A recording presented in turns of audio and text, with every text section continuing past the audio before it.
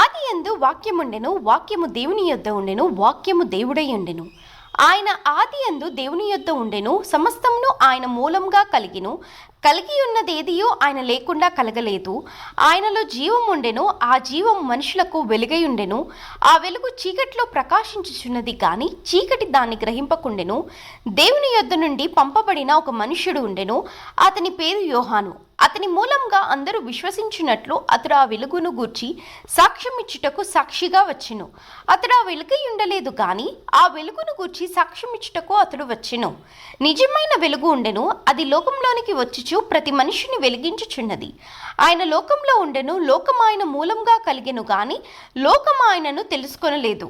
ఆయన తన స్వకీయుల యొద్దకు వచ్చెను, ఆయన స్వకీయులు ఆయనను అంగీకరింపలేదు.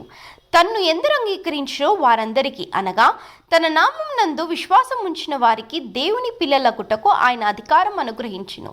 వారు దేవుని వలన పుట్టినవారే గాని రక్తం వలనైనను, శరీరేచ్ఛల వలనైనను, మనుష్యేచ్ఛల వలనైనను పుట్టినవారు కారు.